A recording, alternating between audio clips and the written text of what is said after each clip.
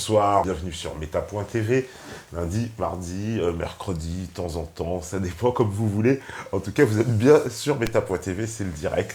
Comme d'hab, grand bonjour à la régie, grand bonjour aux modérateurs connectés ce soir et évidemment aux métanotes pour une soirée un peu voyage avec Demian. Bonsoir Demian. Bonsoir Tepa, bonsoir les métanotes. Ouais, tu les connais déjà, t'étais déjà venu ici pour les vidéos que tu fais sur ton compte, mais là on va dire que c'est plus sérieux, c'est l'étape d'après. Hein. D'ailleurs, c'est ce que tu avais annoncé quand tu étais venu ici, puisque je me rappelle que tu nous avais dit que ton objectif, c'était de te professionnaliser, d'aller vers quelque chose un peu plus, on va dire, carré, construit, etc. Et là, tu viens justement avec ce projet qui est plus carré, plus construit, plus professionnel que, on va dire, sans dénigrer ton travail, mais tout ce que tu as fait, là, c'est vraiment, ça marque, on va dire, peut-être pas un nouveau départ, mais en tout cas une évolution, vraiment, clair. Une sorte d'évolution, oui, et peut-être le début de quelque chose d'autre. C'est-à-dire que c'est vrai qu'avec les vidéos que je faisais à la main à travers le monde, surtout les sites archéologiques, on était dans une improvisation qui était complète et totale.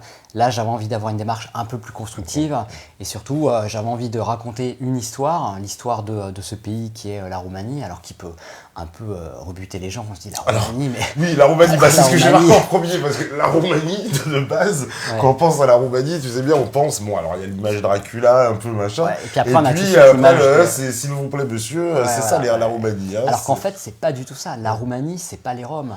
Les Roumains, tu les vois, ils sont comme toi, comme moi. Les Roms, c'est une communauté en Roumanie, comme tu vois, je veux dire, les touristes qui viennent en France, à Paris, ils vont voir des Roms, ils vont pas dire « Ah bah les Français, c'est ça en fait », tu vois. C'est-à-dire que tu as cette catégorie de Roms qui est très présente en Roumanie et aussi en Hongrie. Et voilà, mais c'est pas ça qui fait la Roumanie. Et je pense qu'avec ce film, je voulais montrer justement un autre visage de la Roumanie et surtout rentrer dans les racines de ce pays, c'est-à-dire rentrer dans sa culture, remonter les origines donc de ce peuple. Et voilà, il faut savoir que c'est que les Roms à la base, c'est pas des Roumains, ce sont ils viennent d'Inde en plus. Ils viennent d'Inde du Sud. Et quand tu vois le drapeau des Roms, c'est très similaire au drapeau indien, sauf que les couleurs changent. Tu vois. Donc voilà, la Roumanie, c'est pas les Roms, et je pense que les Roumains eux-mêmes on savent qu'ils ont une très mauvaise image à l'étranger. Et surtout, quand tu fais cette démarche que j'ai eue de faire un film sur la Roumanie, tu es accueilli les bras ouverts parce qu'ils se disent « Ah, quelqu'un s'intéresse à notre culture pour de vrai, va pas nous juger, etc. » Et c'est vrai que tu pénètres, tu ouvres une porte sur des mystères, des découvertes archéologiques que insoupçonnées, je veux dire, aux yeux du reste de l'Europe et même du monde entier.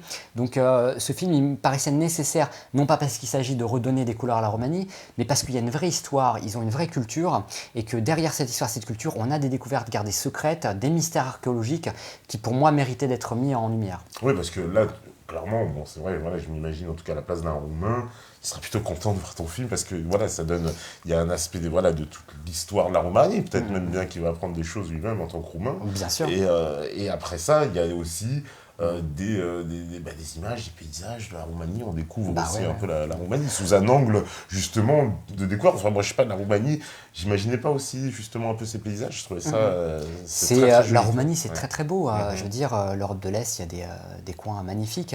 Et c'est vrai que tu le disais, moi, les Roumains qui ont eu l'opportunité de voir le film en VOD ou qui ont acheté le DVD, donc qu'ils soient en Roumanie ou que ce soit des Roumains qui vivent en France, m'ont envoyé des messages pour dire « Ah, merci vraiment d'avoir donné cette image rafraîchie du pays et d'avoir mis en avant toutes ces découvertes, parce que c'est vrai que nous, quand on en parle, personne ne nous croit, personne ne nous écoute, tu vois. » Et c'est vrai que les Roumains sont très touchés justement de cette initiative. Et d'ailleurs, j'ai plusieurs intervenants dans le film, des personnes qui sont, on va dire, des sortes de célébrités en Roumanie par rapport à leurs travaux, les études qu'ils mènent, parce que moi, ce que je mets en lumière, c'est un dixième de ce qu'ils font, du travail qu'ils font là-bas, pour justement redorer le blason roumain. Et ces personnes m'ont contacté suite au visionnage du film et m'ont dit, franchement, c'est du bon boulot, ils sont contents eux-mêmes, tu vois. Voilà, donc L'Autre Terre des Dieux, c'est mon premier film documentaire, on va dire, après ces vidéos improvisées. Et on a essayé vraiment de relever le défi, de mettre la barre beaucoup plus haute que ce qu'on prévoyait au début. Et pour ça, je le dis vraiment, j'ai eu une équipe vraiment extraordinaire. Et je suis entouré de collaborateurs vraiment exceptionnels. C'est ce qui fait la qualité du film. Parce que le film est de... Alors vraiment... il y a comment dire, un travail de post-production qui est vraiment incroyable, hein, autant dire, c'est vrai. On a vu voilà, il y a des effets spéciaux, il y a un travail, on voit bien, de travail de l'image, de qualité du son, du montage, etc. La musique aussi, bien sûr. Donc tout ça est de très très haute qualité, évidemment. On est, voilà, il n'y a rien à envier à ce qu'on voit dans les télévisions de façon, on va dire, traditionnelle, professionnelle. Et pourtant, tu me disais justement que vous n'avez pas fait ça avec des gros moyens, finalement. Non, parce qu'en fait, ce qui s'est passé, comme j'étais venu l'année dernière te le présenter, on a lancé une opération de crowdfunding, donc une plateforme participative, où les gens ont eu l'opportunité à un moment de financer cette opération, de faire un film avec moi, de me suivre. Et on avait mis 6 000 € en budget, on a récolté 7 000, et au final, on est retombé à 6 000, puisque la commission de la plateforme KissKissBank s'élevait à peu près à 800-900 €. Donc on a fait ce film avec 6 000 €. Donc on a acheté. C'est presque un petit budget. C'est un petit budget. Donc on a acheté une caméra, on a acheté des micros HF, tu vois, et le reste de l'argent a servi à payer la location de la voiture et à payer les allocations des hôtels là-bas, les entrées sur les sites archéologiques. Et voilà, donc ça, on est parti tourner une première fois au mois d'août, on est parti 3 semaines. Et après, on est reparti tourner au mois de octobre, ou novembre-octobre. Et là, du coup, j'ai dû mettre la main à la poche parce qu'on avait plus d'argent, forcément. Et ça a coûté à peu près 3 000 € encore. Bon, cette fois, on avait la chance d'être hébergé par un autre ami franco-roumain qui, heureusement, était là pour nous aider à parcourir, sillonner les routes de ce pays. Parce que quand tu parles pas roumain, c'est assez difficile. Vous aviez un traducteur là-bas. On avait un traducteur avec nous qui s'appelle Edouard Friends, que je salue chaleureusement. Et sans lui, on aurait eu beaucoup de mal, on va dire, à capter et à se faire comprendre de nos intervenants roumains sur le tournage de cet été, l'été dernier et de l'automne dernier. Ouais, parce que vous alliez au fin fond de la Roumanie. Là, pour le coup, on a été vraiment au fin fond de la Roumanie pour aller creuser, gratter, essayer de mettre de raconter, enfin de faire ressurgir toutes ces légendes locales, ces traditions orales locales parfois, puisque là, on touche à des histoires qui sont propres à certaines régions et des fois à certains villages. Ça va pas plus loin. C'est-à-dire qu'un Roumain à 20 km d'une ville ou d'un village, il ne connaîtra pas forcément l'histoire de ce lieu et n'en saura pas plus. Donc ce film, avant tout, il faut qu'on soit clair là-dessus, c'est un film qu'on a voulu comme une histoire à raconter. C'est-à-dire qu'il faut le prendre comme un conte. On n'est pas là pour prouver absolument que tout ce qu'on dit dans le film est vrai.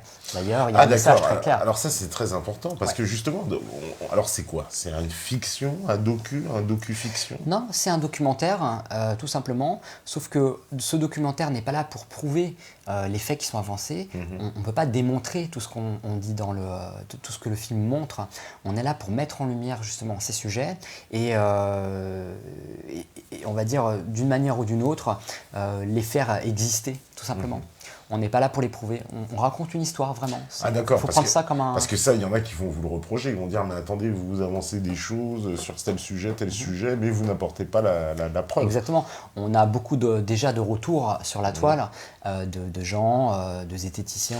T'en as parlé des zététiciens l'avant-première. Alors c'est quoi cette affaire alors? Les zététiciens, il y en a au moins un ou deux qui nous regardent ce soir. Je les salue chaleureusement, vraiment. Aussi, depuis qu'on a accueilli la tronche en biais, il doit y en avoir quelques-uns aussi. Alors, donc non, j'ai aucun problème avec la critique. Je veux dire, si ça les amuse de passer du temps à essayer de contredire tout ce qui est dans le film, libre à eux, il n'y a aucun problème. D'ailleurs, d'entrée de jeu, à l'ouverture du film, il y a un message qui dit voilà, tout ce qu'on avance aujourd'hui, tous les faits avancés ne peuvent pas être prouvés, on le redit encore à la fin.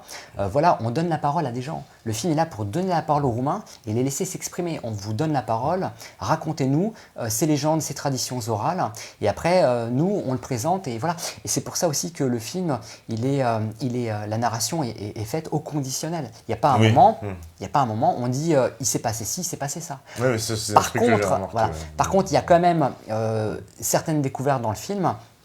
On ne peut pas être plus catégorique, on est obligé à un moment de prendre parti. Tu vois, je veux dire, quand tu as comment on appelle ça, des linguistes, des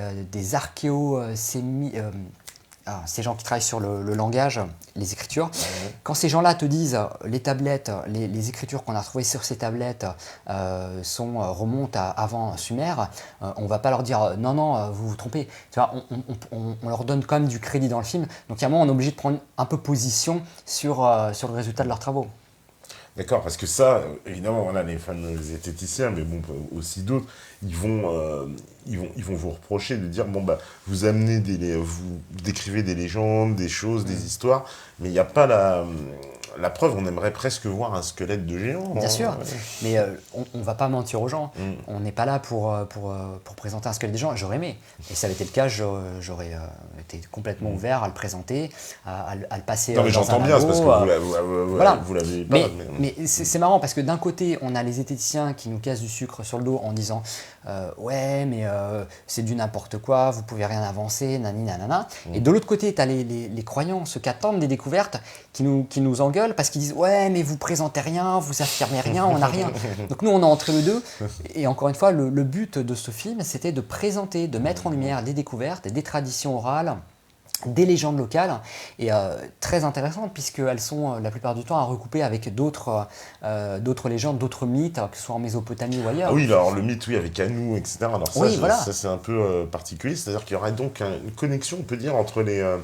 alors, bon, sans trop spoiler, enfin, évidemment, parce que voilà, il faut pas trop spoiler. C'est ça le problème avec les films, alors il faut qu'on trouve la bonne dose. Mais donc c'est un peu l'histoire aussi des traces, on peut le dire. Ouais. Les traces qui sont le peuple, on va dire, la civilisation roumaine, les origines de la civilisation roumaine, tout à fait. Les traces, et notamment, on aborde dans le film quelques tribus parmi les traces, parce que les traces, c'était un empire. C'est un grand empire, voilà. C'est un empire qui occupait toute l'Europe de l'Est. Ils allaient jusqu'en Russie, leur territoire allait jusqu'en Russie. Et parmi ces traces, en fait, tu avais plein de tribus disséminées sur toute l'Europe de l'Est. Et c'est vrai que nous, on met la main, enfin, on met, on va dire, le doigt sur quelques-unes en particulier, qui sont les DAS. DAS, voilà. Donc, DAS, pensez Dacia, hein, comme les voitures. Comme les voitures, oui, parce que ça vient de Roumanie. Voilà. Mmh, les DAS qui, eux, par contre, sont le peuple originel, vraiment roumain. C'est-à-dire la vraie racine de la Roumanie, c'est les DAS. Après, tu as les traces, mais ça, c'est l'ensemble, c'est les traces. C'est l'ensemble, c'est les traces. Après, voilà. tu as plus d'une centaine de tribus chez ce peuple thrace. Donc, nous, on met l'accent sur quelques-unes qui ont eu un rôle justement important ou qui sont à recouper justement avec d'autres cultures ou d'autres traditions dans le monde. Ouais, alors, parce que les DAS, qu'on connaît dans l'histoire, pour qui s'est intéressé à l'histoire, évidemment à travers les Romains, et puis la conquête romaine, qui va... alors on dit que c'est DAS, en tout cas dans l'histoire officielle, hein, je ne parle pas dans le film, dans l'histoire officielle, on nous dit que les Romains vont aller les conquérir, et que ces gens-là étaient très riches avec beaucoup d'or. Oui, en fait. Il y avait de l'or. Déjà, du côté de la Roumanie, probablement aussi du côté de la Serbie, Moldavie, enfin vraiment cette zone, tu as énormément, en fait, une quantité astronomique et faramineuse d'or, en fait, dans les sous-sols, dans les entrailles de ces pays, de ces terres. Et notamment, tu as la Gabriel Resources Company, qui a elle-même, en fait, c'est une compagnie canadienne, une compagnie minière, qui est à Rosia Montana, en Roumanie, dans le nord-ouest, et qui continue à creuser, justement, pour récupérer de l'or. Il y a énormément d'or là-bas. Et c'est vrai que ce peuple thrace et dace, et puis toutes ces tribus qui suivent derrière, ont suscité énormément la convoitise des Roumains de par ces richesses dont ils disposaient. C'est ce qui a donné lieu à de nombreuses conquêtes romaines, de nombreuses guerres qui se sont étendues sur des décennies et des décennies. Et aujourd'hui, il y a encore énormément d'or qui sommeille dans ces montagnes, dans les Carpates, la Transylvanie. Voilà. Oui, parce qu'il y a même une légende d'As, justement, avec la prise alors de la ville de Zirzeme-Getusa, c'est ça? Zarzime-Getusa. Zarzime-Getusa, voilà, c'est imprononçable. Moi, je me suis entraîné pendant un an. D'accord. Donc ça, c'était la capitale, en fait, des Daces, c'est ça? Zarzime-Getusa, ça a été une des capitales de la Dacie, tout à fait. Et vous y êtes allé, donc on voit, c'est ça, vous y allez sur place. On voit ce qu'il en reste, voilà, ce qu'il en reste, puisque les Romains ont réussi, suite à leur victoire, ils ont complètement détruit et saccagé les lieux. Donc aujourd'hui, tu vois des colonnes d'andésite qui ressortent du sol. Et il faut savoir, c'est que là, ce que tu vois à Zarzime-Getusa, dans les 20 premières minutes, ça représente peut-être 1/5 de cette cité qui est en fait toujours enterrée. Et il y a d'autres polémiques. Ce ne sont pas vraiment des polémiques parce que là, je peux parler de ce que je sais, mais je ne peux pas l'avancer non plus. Mais il y a eu des chercheurs roumains qui ont été sonder les sols de cette ancienne citadelle. Et il y a des kilomètres et des kilomètres de souterrains et de cavités qui étaient probablement empruntés par les Daces durant cette période pour s'enfuir ou pour se cacher ou pour, on va dire se relier les régions entre elles. Alors oui, c'est ce que oui, voilà, il y a même un témoin voit un témoin qui nous explique ça. Donc les cavités qui passeraient sous le Danube, etc. La Roumanie, bon, pas qu'en Roumanie, mais ce pays particulièrement, il est réputé pour posséder un très grand nombre de tunnels souterrains. Je crois que c'est plusieurs centaines de tunnels. On parle d'autoroutes souterraines même, puisque ces tunnels étaient empruntés dans les anciens temps par une des tribus des Thraces, qui étaient les Agatirs. Les Agatirs, comme j'explique à l'Agartha. Voilà. Comme j'explique dans le film, ces Agatirs, en fait, avaient pour particularité de se colorer la peau et les cheveux en bleu, pour se ressembler et honorer leur dieu. Donc ça, c'est intéressant. Et eux, ils connaissaient toutes ces autoroutes souterraines qui reliaient les continents entre eux. Donc c'est aussi une des théories que j'ai, moi. Alors, il ne faut pas que j'y théorie ni hypothèse, que je me suis fait casser un peu par une scientifique la dernière fois que j'ai utilisé le mot hypothèse et théorie. Donc, il faut que je dise la réflexion que j'ai plutôt, tu vois. Non, parce qu'il y en a qui attendent que ça. La réflexion que j'ai, c'est que si à une époque reculée, certaines cultures d'un continent à l'autre n'avaient pas, on va dire, les moyens ni la connaissance pour naviguer sur les océans, pour se croiser, pour faire des échanges commerciaux, il est peut-être probable, et je dis bien il est peut-être probable, que justement ces autoroutes souterraines aient servi à certaines populations pour, on va dire, migrer, se déplacer d'un pays à l'autre durant ces périodes, ces temps reculés. Donc il est tout à fait convenable de penser que peut-être certaines de ces autoroutes souterraines passent sous les océans, sous les mers, et que ça aurait permis, probablement, si on l'accepte, cette théorie, de faciliter les échanges entre ces et ça veut dire qu'il y aurait eu, donc c'est toujours aussi, on en revient à cette, moi je vais utiliser le terme, jusqu'à que la scientifique vienne me fouetter, la théorie, que en fait il y a eu une grande civilisation, on va dire, qui a précédé, d'ailleurs on pourrait dire presque antédiluvienne, et qui aurait été mondiale, on va dire d'un haut niveau technologique. Et alors, niveau technologique, je sais pas, mais en tout cas, connaissances qui se sont perdues, que nous avons perdues, dont nous n'avons plus accès, oui.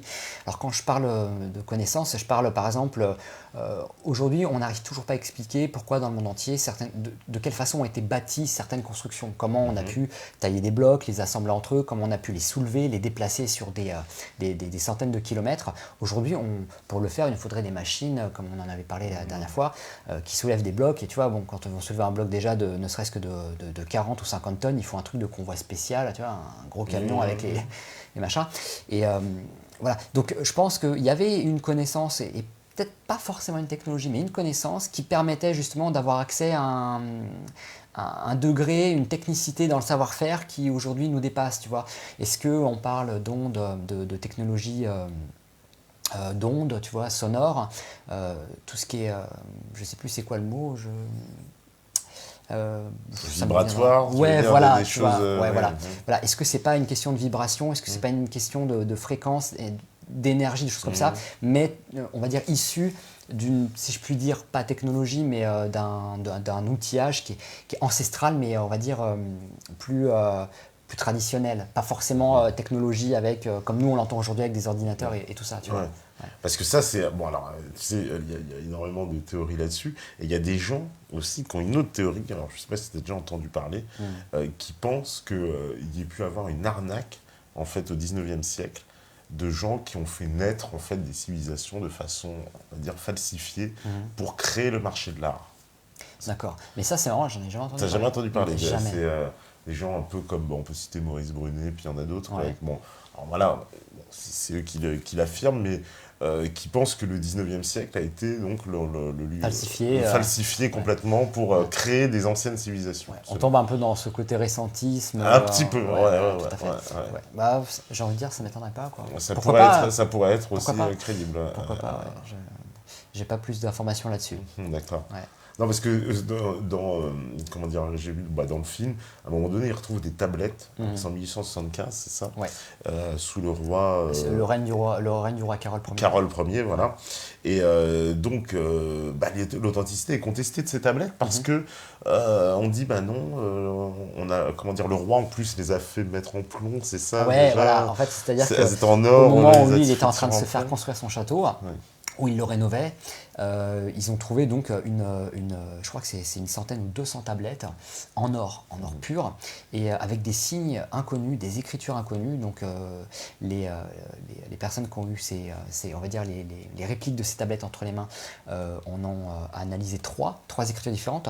Donc ces tablettes étaient en or, et ce que a fait le roi Kérol, c'est qu'il a fondu les tablettes pour récupérer l'or, donc sûrement pour du bijou ou faire des lingots, mais en tous les cas, avant de les fondre, parce qu'il avait quand même conscience qu'il avait trouvé quelque chose qui était peut-être intéressant d'un point de vue art, et surtout ce genre de découverte, c'est une découverte qui doit normalement être transmise et donnée à l'humanité. Il a quand même fait des copies en plomb de ces tablettes pour garder une trace justement de cette découverte. Et il a fondu l'or après, malheureusement. Donc nous, tout ce qui nous reste aujourd'hui, ce sont des tablettes en plomb, dont une grande majorité ont disparu, donc qui ont été probablement revendues sous le manteau à des collectionneurs privés. Et puis ces tablettes, elles ont été, comme tu le dis, contestées, c'est-à-dire que pour les scientifiques roumains, les archéologues, parce que moi je suis rentré en contact avec un historien roumain qui a été ferme. Ce qui est dommage, c'est qu'on est confronté à des murs, c'est-à-dire qu'ils ne vont pas chercher à garder une certaine neutralité, ils vont adopter tout de suite la position de la fraude. Non, ces tablettes sont fausses, et ils n'en démordent pas. Et les raisons qu'ils te donnent, c'est si ça avait été des vraies tablettes, on aurait retrouvé d'autres écritures similaires ailleurs en Roumanie, tu vois. Mais or, il y a combien il reste de lieux à fouiller, à déterrer. Tu vois, il y a peut-être d'autres tablettes en Roumanie, ou peut-être en Europe de l'Est. Parce qu'il faut savoir, c'est qu'avant, il n'y avait pas toutes ces frontières autour de la Roumanie. La Roumanie, c'était la Dacie. Toute la Roumanie, c'était simplement la Dacie, c'est-à-dire le territoire de cette tribu originelle. Et tout le reste, c'était les territoires thraces. Donc il est très probable qu'on ait d'autres tablettes ou d'autres éléments qui pourraient être encore, on va dire, sous terre, du côté de la Serbie, ou peut-être de la Croatie, ou peut-être de la Moldavie, ou encore, je ne sais pas. Ce qu'on voit aussi, alors il y a eu beaucoup de squelettes qui ont été déterrés, c'est ça? À un moment donné, il y a un témoin là-dessus aussi. On a deux témoins dans le film, donc ça vient après les 20 minutes. Ouais. Donc là, on rentre vraiment dans le vif du sujet, c'est-à-dire que on pénètre ce film avec ses découvertes archéologiques, mais dans ces découvertes, notamment ces bijoux en or qu'on montre dans les 20 premières minutes, on a quand même des bijoux qui sont très très grands. Oui, alors, ça ressemble à des espèces de bracelets, je sais pas comment on pourrait dire, je sais pas alors, si c'est... un bracelet, normalement, tu pourrais dire, on le porte au bras. Ouais, au bras, ouais. Il n'y a aucun problème. Vu le diamètre, il ne pouvait pas être porté au poignet pour des êtres humains ordinaires, parce que c'est des bracelets dont le diamètre est fait à peu près entre 9 et 13 cm, donc ça fait des choses comme ça. Après, on ne rejette pas l'idée que ces bracelets étaient portés au bras, justement. Au bras, ouais. C'est pas exclu, mais le problème, c'est que les bracelets sont grands comme ça. Donc, je veux dire, il y a un moment, on peut les porter au bras, mais ça veut dire que le bras en lui-même, moi, tu vois, bon, je sais pas, j'ai des grands bras, mais si je regarde mon bras une fois plié, mon bras, c'est pas plus grand que ça. Donc là, quand tu as un bracelet qui est comme ça, tu te dis, bon, le mec, il avait un bras qui dépassait nettement la taille d'un bras ordinaire.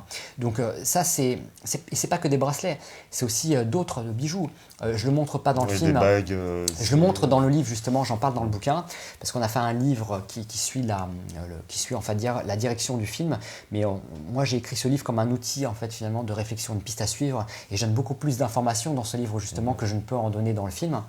Et on voit clairement des sortes de ce que des gens appelleraient des broches, mais il est pour moi évident que la façon dont c'est présenté et amené justement dans ce musée, il ne s'agit pas de broches, il s'agit de boucles d'oreilles, et ces boucles d'oreilles sont grosses comme ça. Et elles sont par paire, et tu te dis, la personne qui devait porter ces boucles d'oreilles devait avoir quand même des oreilles assez costauds, et des oreilles immenses quand même pour que le truc ne lui arrache pas l'oreille. Il y a ça, tu as aussi des casques. On a un casque qui est exposé. Alors c'est assez difficile de le montrer dans le film parce que tous ces bijoux sont sous vitrine, donc on peut pas les mesurer clairement. Donc on donne une taille approximative. Après on se base aussi sur les rapports des archéologues ou des historiens quand ils te donnent les tailles. Donc les tailles on peut les trouver sur internet, c'est accessible. Et notamment tu vois ce casque il a un diamètre qui est comme ça. Donc, je ne sais pas si tu imagines un casque d'un diamètre comme ça, Mais là, tu te dis, le mec, il faut que sa tête rentre dedans. Et non seulement sa tête doit rentrer dedans, mais en plus, il faut qu'il ait le cou, je veux dire, assez large pour pas que le casque le brise le cou, parce que c'est de l'or, c'est massif, donc c'est très lourd. Donc, d'un côté, tu as les, comment ils s'appellent, les chercheurs qui disent, oui, mais ces casques-là étaient portés par-dessus d'autres casques. Par-dessus d'autres casques, ouais. Mais bon, même si c'est porté par-dessus d'autres casques, imagine déjà, tu as vu déjà quand tu as un casque de moto sur la tête, tu as vu comment ta tête, tu le sens quand même le casque. C'est pas lourd un casque de moto. Maintenant, imagine un casque comme ça en or, de ce diamètre-là. Donc voilà, on est face à un constat et on pourrait s'arrêter là. C'est-à-dire qu'on pourrait se dire, bon bah, peut-être que ces casques, ils mettaient ça sur des statues, ils habillaient des statues tout simplement, tu vois. Ce qui me paraît, on va dire, bon, ok, on va accepter cette théorie qu'on va habiller des statues, on va même leur mettre des bracelets pour les rendre jolies, etc. Bon, pourquoi pas. Mais on a aussi des bagues comme ça, tu vois le truc, quoi. Et on n'a pas que ça. Il y a un autre bracelet partiellement, on va dire, enfin, ce qui en reste plutôt, qui est détruit, qu'on montre dans le film de façon très rapide. Il y a une photo qui est de meilleure qualité dans le bouquin.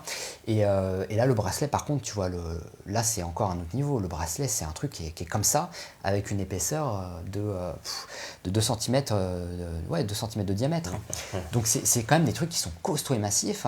Et là, quand on commence à se pencher sur cette histoire des traces, on se rend compte que les philosophes grecs disaient des traces, que les rois Thraces étaient des géants en fait, de 4 mètres de hauteur. Donc ça, c'est les philosophes grecs qui mentionnent ça dans leur texte.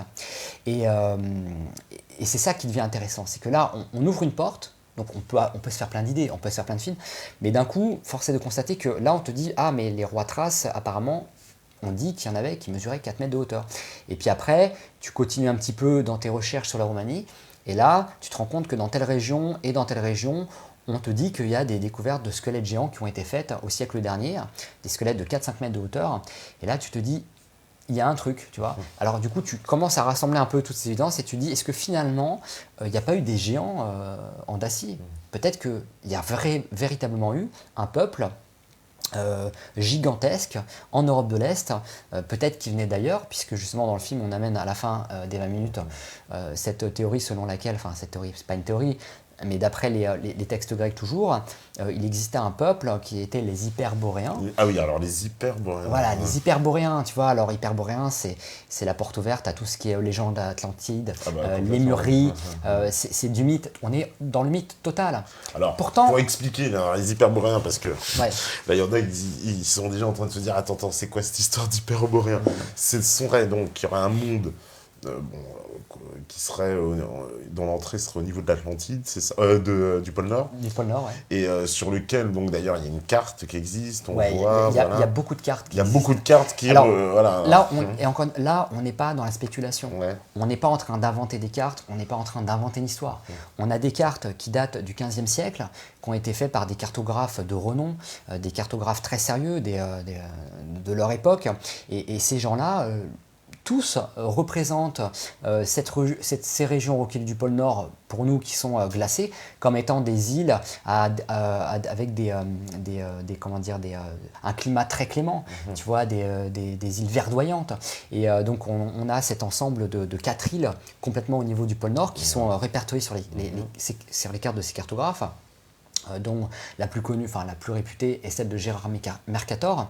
Et là, tu vois clairement donc, ces quatre îles avec au centre une autre petite île. Et tout autour, en fait, tu vois l'Écosse, tu vois aujourd'hui la Finlande, le Danemark, tu vois les îles, pas les îles, une partie de la côte nord de l'Amérique. Et là, tu te dis que les mecs, en fait, ils avaient très bien, fidèlement représenté donc les continents tels que nous on les connaît aujourd'hui, tous ces pays, mais qu'en plus, il y a ce lot d'îles au nord qui pourtant ne figure pas nous sur nos cartes. C'est ça qui est étrange. Ça voudrait dire que quand même, aujourd'hui, là, en 2016, avec les satellites, les trucs... 2017. Ah, pardon 2017. Pardon, 2017, oui.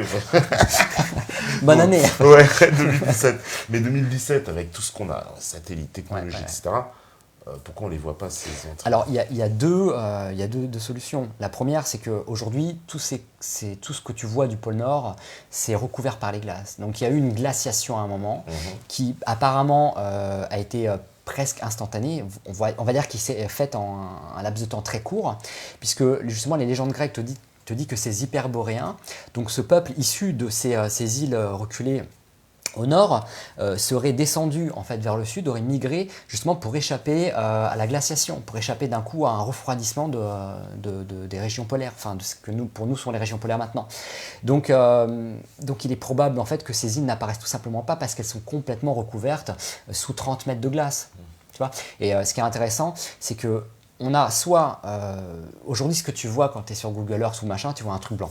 Ouais, un truc blanc et tu peux à peine zoomer dessus, c'est blanc, c'est flou, tu vois que dalle. C'est d'accord.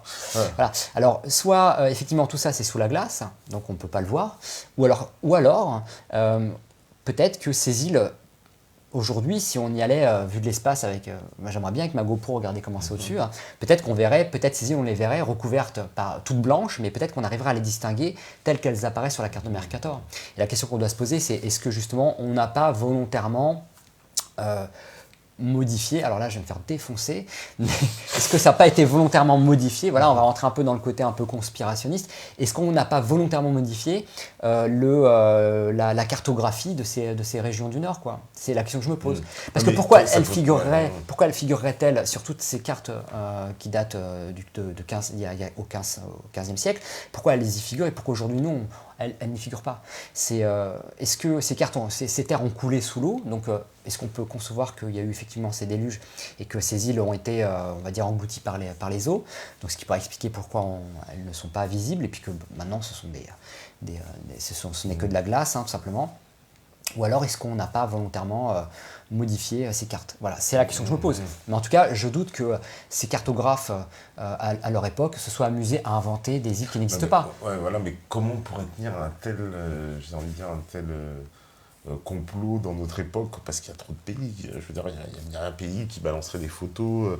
Je sais pas sauf si tous ces pays sont d'accord pour ne rien dire. Sauf si tous ces pays ont passé un accord pour justement ne pas divulguer peut-être certaines découvertes qui ont été faites au pôle Nord. Parce que, mettons que ce peuple originel de Roumains, hein, parce qu'on dit que les hyperboréens seraient descendus donc, vers le sud, qui se seraient séparés en plusieurs branches, et que de là, en fait, une branche aurait créé l'Atlantide, voilà. Une aurait créé l'Asgard, une aurait créé Alors l'Asgard serait dans le Caucase, la Shambhala au niveau du Tibet, ouais. Voilà, et puis on dit qu'une, hypothétiquement, serait peut-être descendue dans les entrailles de la Terre et aurait installé cette Agartha, se serait établie dans cette Agartha, cette légendaire. La fameuse Terre creuse. La fameuse Terre creuse, voilà. On parle encore de mythes et de légendes. Hein. Ça reste toujours... non, parce que ça, les gens sautent sur leur tête. Hein. Bon, il y a la Terre plate, mais il y a la Terre creuse aussi. Voilà. La Terre creuse. Ouais. Donc il y aura une Terre, en fait, on va dire, une Terre creuse avec un soleil, c'est ça donc, Alors la légende de l'Agartha, c'est qu'il y aura un soleil... Non, un soleil rose. On parle d'un soleil rose, un soleil artificiel au centre de la Terre qui abriterait tout un monde un peu comme dans ce film de Jules Verne, Voyage au centre de la Terre. Voilà. Donc voilà, c'est pour beaucoup de gens, c'est une fiction, c'est du délire total, mais voilà, il y a énormément de textes et d'écrits qui parlent de ce mythe, et on parle encore une fois de plus d'un mythe, hein. Il n'y a aucune réalité, parce qu'on finalement, on ne peut pas le prouver, et puis je ne crois pas que des gens y soient allés pour filmer, pour monter avec des images. Donc voilà, ça reste vraiment hypothétique, on est vraiment dans le mythe. Mais en tout cas, ces hyperboréens auraient migré donc du nord vers le sud, et comme tu disais tout à l'heure, c'est vrai que c'était peut-être là, cette connaissance qui s'est, on va dire, disséminée sur toute la planète, puisqu'on a d'un continent à l'autre, d'un pays à l'autre, avec un océan entre les deux, des similarités dans les constructions, dans les techniques de pierre, dans la taille de la pierre, dans plein de choses, voilà. Même dans tout ce qui est pyramide. Donc peut-être que ce peuple en est à l'origine, et c'est ce que l'autre terre des dieux justement suggère plutôt, avance de façon encore une fois de plus au conditionnel. Mais vous faites le lien clairement entre la Roumanie et Sumer, ça c'est... Oui, parce que ce qui est encore aussi intéressant, si on prend les traditions locales et orales de certaines régions, il y en a une notamment qui est très intéressante, puisque dans la région de Buzo, on a cette légende d'un dieu, une divinité venue des étoiles, qui aurait apporté ses connaissances. C'est Luana, c'est ça? C'est Luana, Ah ouais. Luana, voilà, qui aurait apporté ses connaissances aux hommes de la région, qui leur aurait appris comment cultiver, qui leur aurait donné les outils, qui leur aurait appris à bâtir. Voilà, donc on a toutes ces légendes qui rappellent aussi d'autres mythologies, si je puis dire, tu vois, avec Prométhée chez les Grecs, Viracocha chez les Incas, voilà. Et c'est intéressant parce que eux, ils te décrivent cette divinité comme très grande. D'ailleurs, on la représente on a pas mal d'infographies là-dessus, parce que voilà, il fallait qu'on mette ça en image.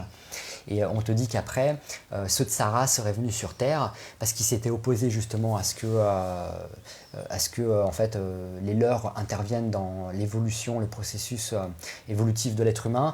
Et du coup, il y aurait une guerre entre ces dieux, une guerre entre ceux qui voulaient défendre l'humanité et ceux qui voulaient en fait justement, on va dire, la laisser dans...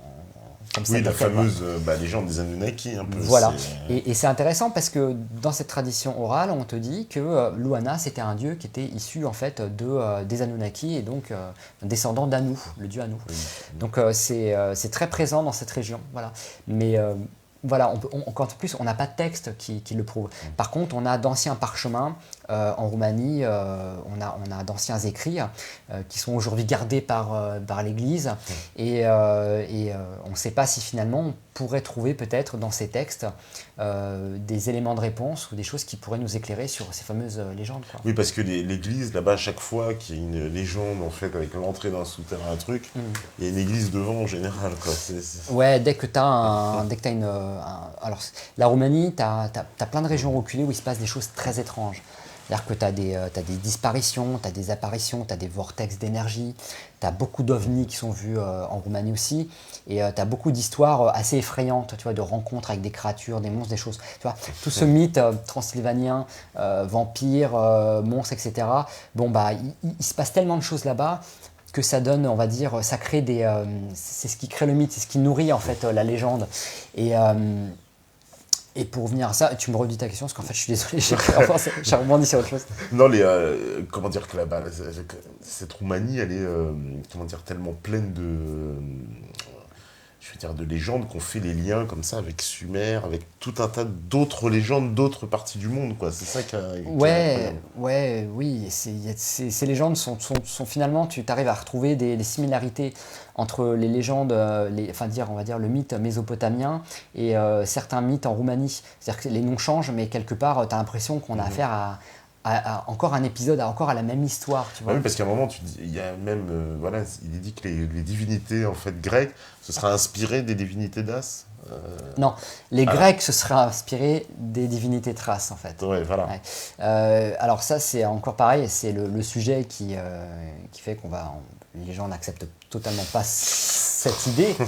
Mais en effet, il se trouverait que les divinités thraces, donc on a Gébélésis, qui en fait lui est Zeus. Donc en fait les Grecs, ce seraient les Romains, et les Grecs se seraient inspirés des divinités thraces. Ils se seraient accaparés ces divinités et leur auraient donné de nouveaux noms. Donc tu as Gébélésis en roumain, en fait ça c'était Zeus. Tu as Bendis, en fait elle c'était Artémis. Tu as Apollon, tu as Orphée, voilà. Donc toutes ces divinités à la base roumaines ont été repris par les Grecs et les Romains. Et on a beaucoup de textes sur grec encore, de philosophes comme Hérodote, Platon, Homère, qui ont un énorme et très grand respect pour ces Thraces et ces Daces. Et il y avait beaucoup de Grecs à l'époque et de Romains qui allaient même, on va dire, en Dacie, en Thracie, pour recevoir l'enseignement des prêtres daces, qui eux-mêmes recevaient l'enseignement des prêtres égyptiens. Égyptiens, voilà, c'est ce que j'allais y venir, parce que c'est ça qui est dit dans le film. Ouais. À un moment donné, le réalisateur roumain, c'est ce qu'il dit, lui, oui, les Roumains, en fait, enfin les Daces, allaient en Égypte se faire former, quoi. Voilà, mais et pas que les Daces, hein. Il y a beaucoup de prêtres, on va dire, partout dans le monde, en Europe, qui allaient se faire initier en Égypte. Et à cette époque, tu avais aussi des prêtres égyptiens qui, on va dire itinérants, qui allaient apporter leur savoir, leur connaissance à d'autres prêtres en Europe. C'était pas seulement dans un sens, ça se faisait dans les deux. D'accord, parce que et ça, comment dire, cette affaire des prêtres et tout, c'est connu en Roumanie ou c'est en Roumanie, c'est admis par les historiens roumains un peu c'est admis par les historiens roumains, c'est-à-dire que par exemple, tu avais un des prêtres les plus connus, les plus fameux, qui était Décénéeux, Décénéou en roumain, donc on en parle. Donc lui, officiellement, il allait se faire initier en Égypte et ramener en fait les connaissances qu'il apprenait là-bas, et il appliquait ces connaissances dans la construction, par exemple, de temples ou de bâtisses, et notamment Zermizéguetoussa, cette fameuse citadelle, ancienne capitale. Donc tu as deux Zermizéguetoussa en Roumanie. Tu as Zermizéguetoussa Regia et tu as le Zermizéguetoussa qui a été, on va dire, construit et renommé Zermizéguetoussa par les Romains, après qu'ils aient eux-mêmes détruit la cité originelle des Daces. Et ce Zermizéguetoussa Regia, donc je précise, est construit sur les bases en fait, du nombre d'or, c'est-à-dire que toutes les constructions comportent en fait le nombre d'or dans leur dimension, dans leur emplacement à tout niveau. Alors c'est quelque chose que moi j'ai pas pu mettre en lumière, ou j'ai pas pu creuser ce sujet en fait. Tout simplement parce que je vais être honnête, c'est que j'ai pas aujourd'hui moi les connaissances pour étudier un terrain et pour arriver à tracer des lignes. Je sais pas comment ils font tout cela sur Google, et ils ont des outils machin. Moi je sais pas faire ça. J'ai essayé à un moment de faire appel à des spécialistes. Mais à ce moment-là, ces gens n'étaient pas disponibles, on n'a pas eu l'aide que j'aurais aimé qu'on ait. Donc du coup, je ne peux pas faire de démonstration claire sur l'application du nombre d'or sur cette citadelle. Mais après, j'invite vraiment les internautes, les métanautes, à eux-mêmes peut-être justement essayer d'en savoir un peu plus, de creuser d'eux-mêmes sur ce sujet. C'est une population de combien à peu près qu'on imagine, les Daces, ou même dans cette ville, tu dis 25 000 habitants, 30 000 Dans la capitale Dace, Zermizéguetoussa à l'époque, c'était plusieurs dizaines de milliers d'habitants. Mais après, bon, la Dacie, je te dis encore une fois de plus, c'était la Roumanie. C'est la Roumanie actuelle, quasiment. Voilà, la Dacie, c'était la Roumanie. Et la Dacie, c'était le dernier fief des Daces qui avaient résisté à l'Empire romain. C'est-à-dire que tous les Thraces, à un moment, sont tombés. Ils ont été soumis par Rome, et d'ailleurs, s'ils avaient eu un seul roi à leur tête, si toutes les tribus avaient été, on va dire, solidifiées entre elles, si je puis dire, elles auraient aisément pu repousser les Romains, et il n'y aurait pas eu de conquête romaine. Malheureusement, les tribus étaient en conflit les unes avec les autres, et je pense que certaines parties de la Thracie ont été, finalement, sont tombées à cause peut-être de trahison, peut-être que certains généraux thraces ont accepté de rejoindre en fait Rome, parce qu'on a dû leur promettre monts et merveilles, et puis qu'ils avaient une très bonne retraite entre guillemets de richesse et de pouvoir qui leur était attribué après. Mais voilà, si la Thracie est tombée, c'est en partie à cause de cela. Maintenant, la Dacie, il faut la voir un peu comme les Spartiates, tu vois, comme Sparte. Sparte, la Dacie, c'était un peu Sparte. C'est-à-dire que c'était les mecs, les Daces, c'était des têtes brûlées. Ils n'avaient pas peur de mourir, au contraire. S'ils mouraient au combat, ils étaient très contents. Donc en fait, les mecs, ils donnaient tout. Tu vois le tableau. Ils étaient hyper féroces, et ils terrorisaient les Romains. Les Romains étaient littéralement terrorisés face à ces soldats qui n'avaient pas peur de la mort, et au contraire, qui n'aspiraient qu'à une chose, c'était mourir sur le terrain. C'est Trajan qu'on vient dans la boue, c'est ça C'est Trajan qui en arrive à bout, ouais. À Zermizéguetoussa, c'est vraiment le dernier endroit où se recueillent les résistants, et ils arrivent finalement à les faire tomber. Ouais. Parce qu'en plus, il y a la fameuse colonne de Trajan qui célèbre ce massacre des Daces aussi. Qui célèbre justement toute cette bataille, toute cette bataille, tout ce massacre, si on peut dire, c'est un vrai massacre. Et tu as cette colonne justement qui est à Rome. Et aujourd'hui, tu retrouves des morceaux de cette colonne en Roumanie. Une réplique de cette colonne est à Bucarest. D'ailleurs, on la voit clairement dans le film, et donc c'est une colonne qui est immense. Elle doit faire à peu près, je crois que ça doit être une dizaine de mètres de diamètre, et elle monte comme ça en colimaçon. Et tu as toute une fresque en Ouais, bas-relief c'est ça, ouais. gravée qui retrace l'épopée romaine dans la conquête du territoire thrace et dace. Et ce qui est intéressant, enfin c'est pas ce qui est intéressant, mais ce qui est dramatique, c'est qu'en fait le roi Décébal, qui était le dernier empereur thrace, lui se donne la mort justement pour échapper aux Romains, quoi. D'accord. Bon, on va faire une petite pause Ouais, d'Emelan. vas-y. On est arrivé à la première partie déjà. Et puis, on revient juste après. Restez connectés sur Meta TV. À tout de suite.